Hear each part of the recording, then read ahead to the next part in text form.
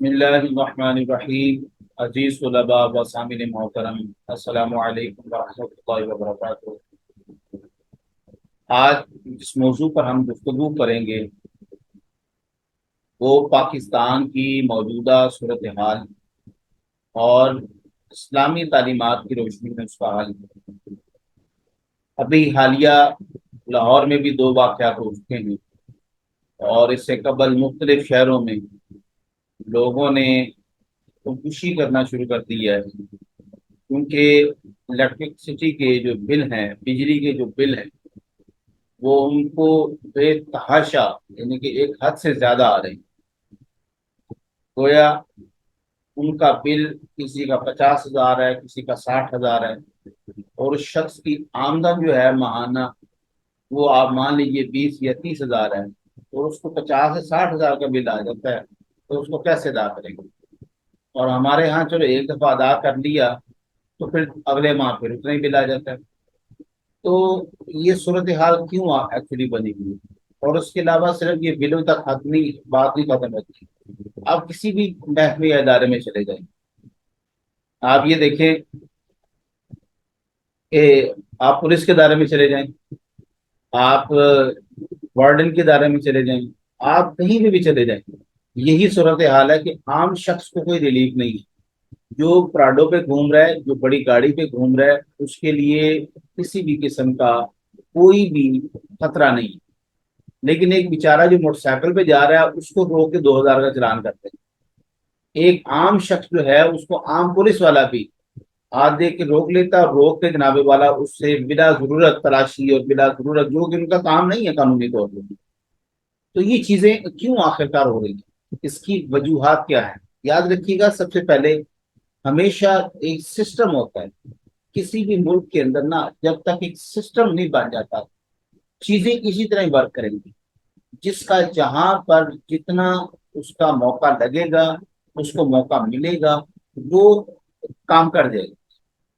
آپ کے پاس system developed ہوگا ایسا ہرگز نہیں ہے کہ امریکہ کے اندر یا فرانس کے اندر یا اٹلی کے اندر، جرمنی کے اندر، چائنا کے اندر، جاپان کے اندر چوری نہیں ہوتی۔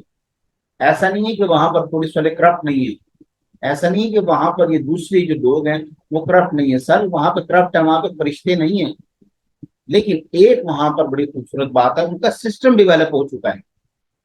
اب اس میں ایک آدھا اگر کوئی ایسا نکل ہی آتا ہے تو اس سے فرق بھی نہیں پڑتا، کیونکہ سسٹم اسٹیبلشڈ ہے۔ ہمارے ہاں آپ یہ دیکھیں، غریب کو 300 روپے کا پیٹرول مل رہا ہے، جج کو فری مل رہا ہے۔ غریب کو 300 کا پیٹرول مل رہا ہے اور ایک نیب قاصد کو اس کا فری پیٹرول لگا ہوا ہے۔ جب تک آپ اس سسٹم کو ڈیولپ نہیں کریں گے کہ ہر پاکستانی شخص، خواہ وہ جج ہو، خواہ وہ وکیل ہو، خواہ وہ کسی فوج کا بڑا افسر ہو، خواہ وہ پولیس کا کوئی ڈی پی او یا ایس ایچ او یا ڈی آئی جی کوئی بھی ہو، ان کو یہ چیزیں طے کرنی ہے۔ سرکاری نوکری کا مقصد عیاشی نہیں ہے، سرکاری نوکری کا مقصد فلسرے اڑانا نہیں ہے۔ سرکاری نوکری کا مقصد عوام کی خدمت کرنا اور اس سسٹم کو جو بن چکا ہے اس کو مزید مضبوط کرنا ہے۔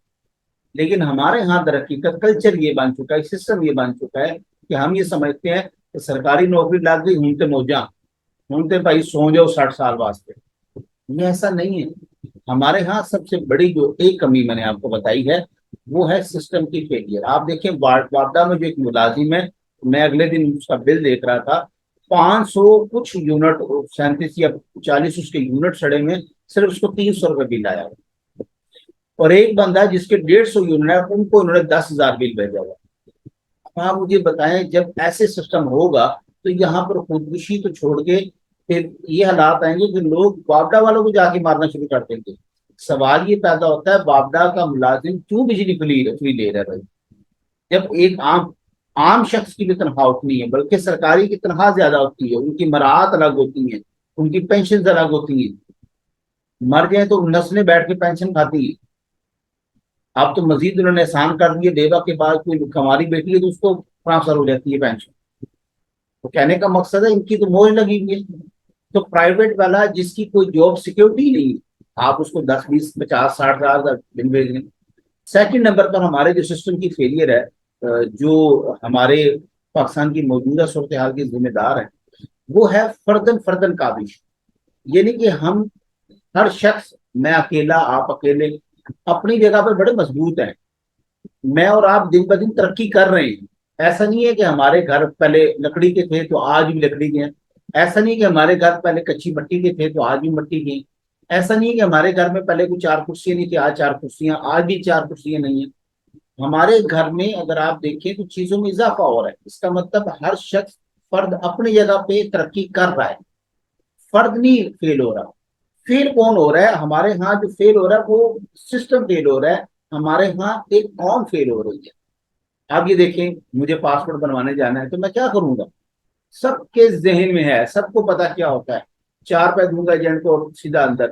ایک جو لائن لگی ہوئی 50 60 یا 100 150 بندے کی، میں اس کو چھوڑ دوں گا.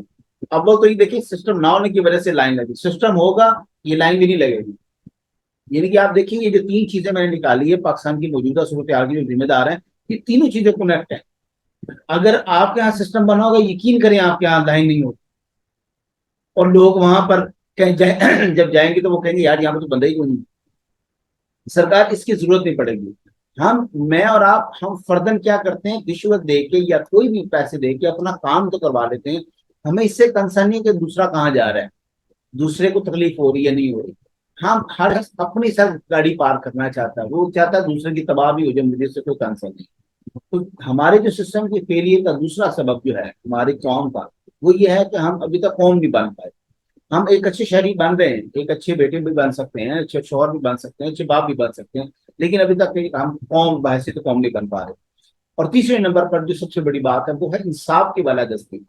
جہاں پر انصاف نہیں ہے نا، یاد رکھیے گا سسٹم بھی تبھی کرپٹ ہوتا ہے، تبھی نیشن بھی تباہ ہوتی ہے، اور تبھی عدلیہ یا جو بھی آپ کہہ لیں کہ یہ جنگل بن گیا.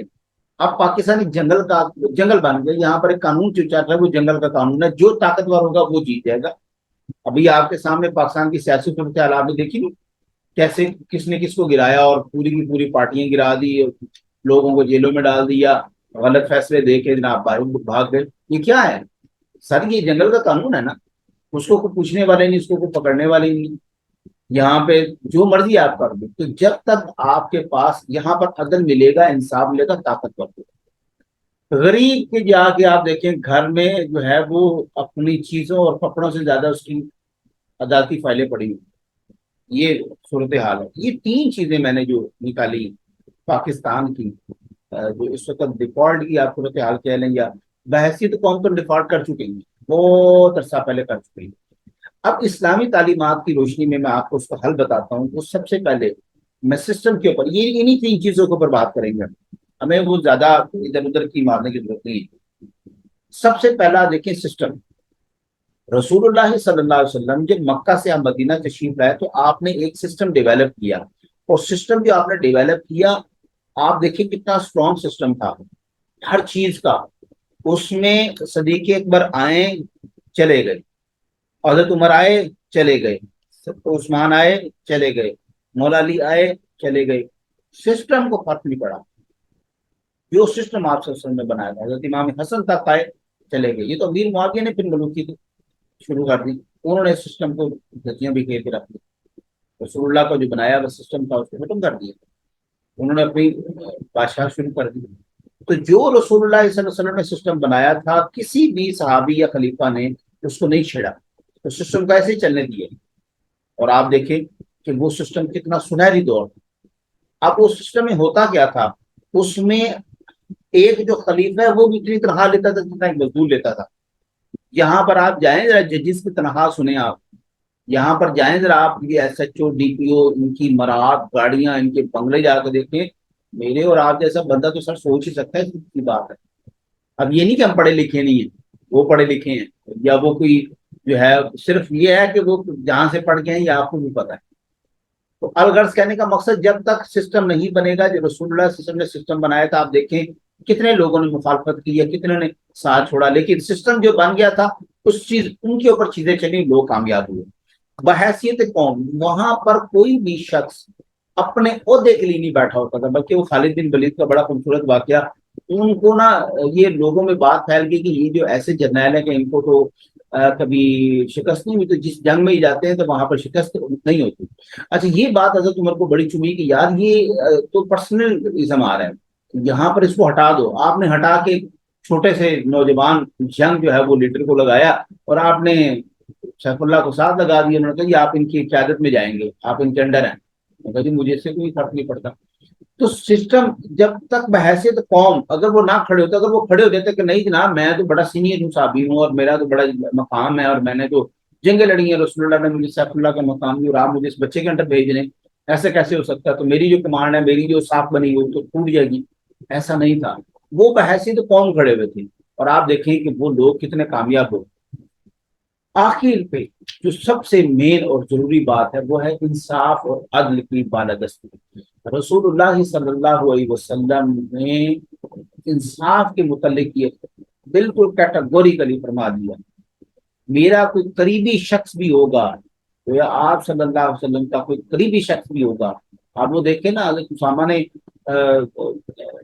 کی تھی سفارش آ کے کہ جی وہ خاتون جو ہے یہ بڑے قبیلے سے ہے، تو آپ کی مہربانی اگر تھوڑا سا آپ شفقت فرما دیں، جس طرح ہمارے یہاں پہ سب وارڈن پکڑ لیتا ہے ہم فون کرتے ہیں، ٹھیک ہے، اور آگے سے وہ ایس ایچ او صاحب کہتے ہیں جی چھاڑ دو جی انہوں اپنا بندہ ہے۔ کوئی صحافی انٹرویو کرنے گیا، وہاں پہ دوسرا صحافی آ جاتا ہے، یار چلو جان دو اپنا ہی نہیں، تو حساب کتاب لا لو، ختم۔ تو آپ یہ دیکھیں رسول اللہ صلی اللہ علیہ وسلم کا اس بات پر چہرہ غضبناک ہو گیا، اور آپ نے فرمایا تم سے پہلی قوم اس لیے برباد ہوئی۔ اور یہ یاد رکھیں یہاں پر لفظ رسول اللہ صلی اللہ علیہ وسلم نے قوم کا استعمال کیا ہے، یہ قوم تباہ ہو جاتی ہے سر۔ آپ فردن کو چھوڑیں، اگر آپ حیثیت قوم بھی بن چکے ہیں، لیکن اگر آپ کی سوسائٹی میں، آپ کے معاشرے میں انصاف نہیں ہے، جج اب اس قلم کو اپنی ذات کے لیے استعمال کرتا ہے، نفس کے لیے استعمال کرتا ہے، اپنے عزیز و قارب کو وہ نوکریوں میں فٹ کر دیتا ہے، اور میں اور آپ جو میرٹ پہ آ رہے ہیں ان کو جناب وہ اٹھا کے کوسوں دور پھینک دیتا ہے۔ یاد رکھیے گا اگر آپ قوم بھی بن جائیں گے تو آپ کا باپ بھی ہو جائے گا، فردل تو بڑی دور کی بات ہے۔ لہٰذا ہماری جو سوسائٹی سے، خاص طور پر ینگسٹر سے میری گزارش ہے کہ وہ کوشش کریں کہ وہ سسٹم کو ڈیولپ کرنے کی کوشش کریں، وہ اس بات کی کوشش کریں کہ وہ بحیثیت قوم ابھر کے سامنے ہے، وہ اس بات کی کوشش کریں کہ وہ انصاف کی بالادستی کو ساتھ لے کر اس معاشرے میں کچھ ہے۔ دعا ہے کہ اللہ تبارک تعالیٰ عمل کی توفیق عطا فرمائے۔ اپنی دعاؤں میں یاد رکھیے گا۔ جزاک اللہ۔